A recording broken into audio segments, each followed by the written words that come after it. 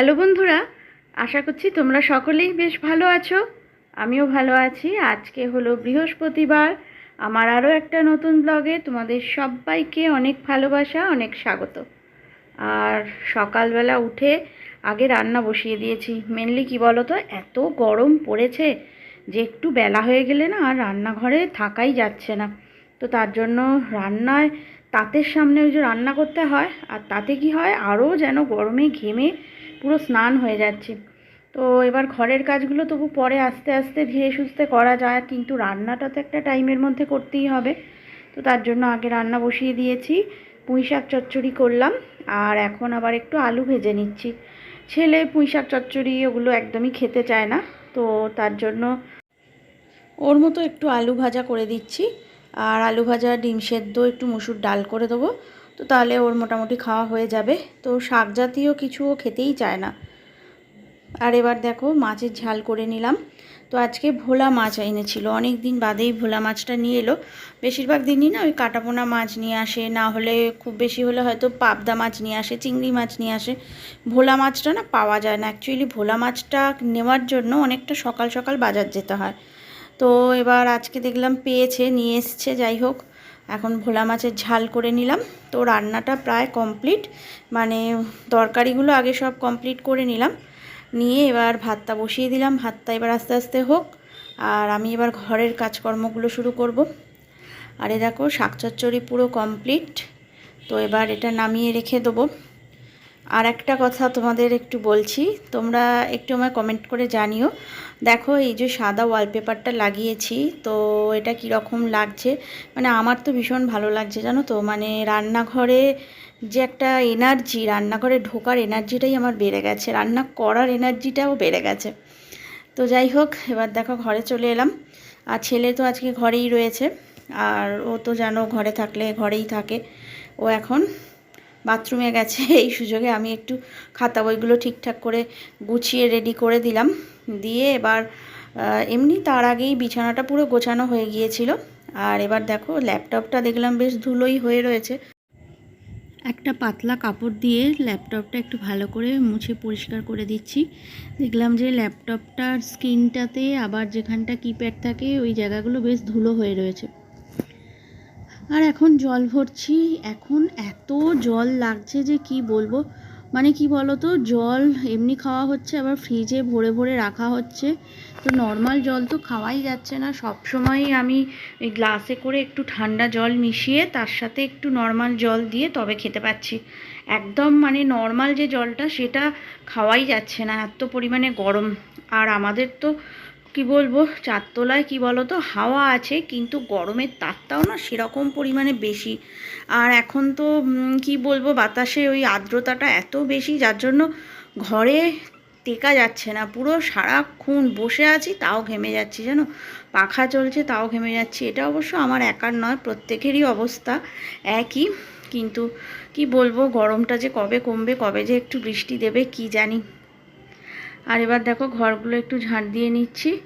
ঝাঁট দিয়ে তারপর মুছে নিয়েছি, তবে সব কিছু আর তোমাদের সাথে শেয়ার করা হয়নি। আর রান্নার দিকটা তো পুরো কমপ্লিট হয়ে গেছে। রান্না কমপ্লিট করে রান্নাঘরটা গুছিয়ে নিলাম, নিয়ে এবার ঘরগুলো পরিষ্কার করতে চলে এলাম। আর এরপর স্নান করব, তবে কটা কাচাকুচি আছে সেগুলো কেচে তারপর স্নান করব। আর স্নান করা মানে কি বলবো বলো তো, স্নান করে না কোনো লাভ বা আরাম কিছুই হচ্ছে না। আর এখন কি করছি বলো তো, এটা তোমরাও করতে পারো। এমনি বড় 2 লিটারের যে বোতলগুলো হয়, সেই বোতলে এমনি নর্মাল যে টাইমের জলটা, যেটা ট্যাঙ্কের জল, সেই জলটা ভরে ফ্রিজে রেখে দিচ্ছি। চান করার সময় বড় বালতিতে জলটা ঢেলে চান করতে হচ্ছে, কারণ ট্যাঙ্কের জল একদম আমাদের পুরো ফুটন্ত হয়ে গেছে, এত গরম। আর এবার দেখো জামা কাপড় সব কেচে নিচ্ছি, নিয়ে এগুলো শুকোতে দিয়ে দেবো, দিয়ে স্নান টান করবো, করে একটু ঠাকুরকে পুজো দেবো, দিয়ে তারপর কিন্তু খাওয়া দাওয়া করব।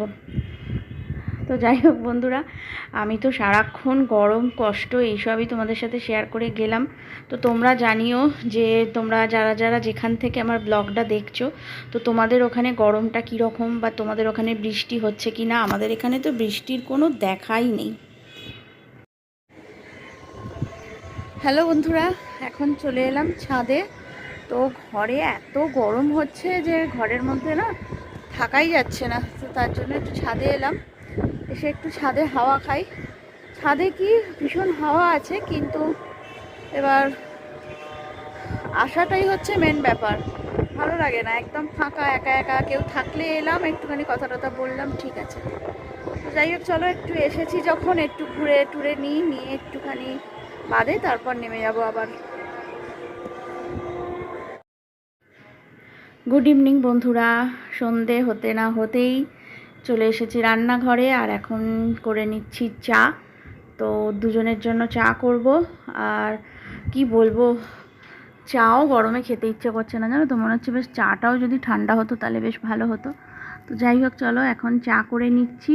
আর খালি না চা করছি, কাজ করছি, যে কোনো কাজ করছি, আর ইউটিউব তো সবসময় খুলি দেখি, আর খালি না ওয়েদার আপডেটগুলো দেখছি। খালি বলছে 1 ঘন্টার মধ্যে বৃষ্টিপাত হবে, 2 ঘন্টার মধ্যে বৃষ্টিপাত হবে, এই একটা বড় মেঘ এসছে, এক্ষুনি সেই মেঘে বৃষ্টিপাত হবে। কিন্তু সব জায়গায় হয়ে যাচ্ছে, আমাদের এই হাওড়ায় তো দেখছি কোনো বৃষ্টির কোনো সম্ভাবনাই নেই। কবে যে হবে কি জানি।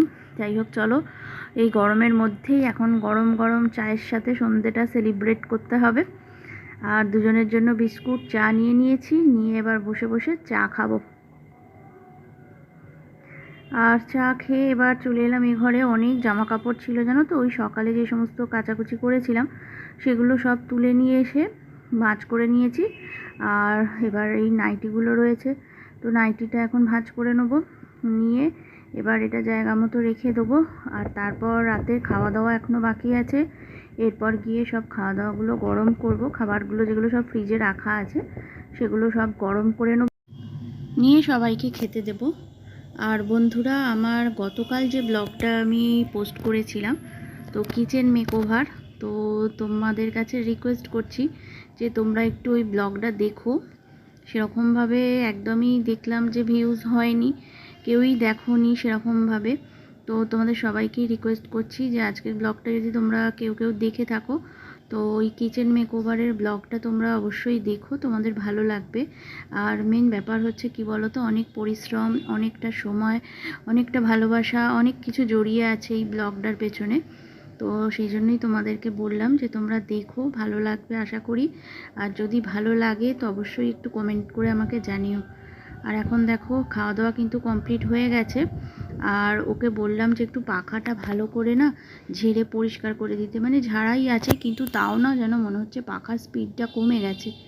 আসলে এত পরিমাণে গরম পড়েছে, তো মনে হচ্ছে পাখাটা মনে হয় ঠিকঠাক ঘুরছে না, হাওয়া পাচ্ছি না।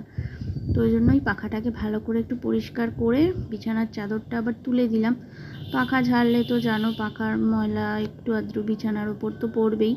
তো তার জন্য চাদরটা তুলে দিলাম, দিয়ে এবার এখন একটা কাঁচা পরিষ্কার চাদর পেতে দেবো, কারণ রাত্রে তো শোয়া হবে।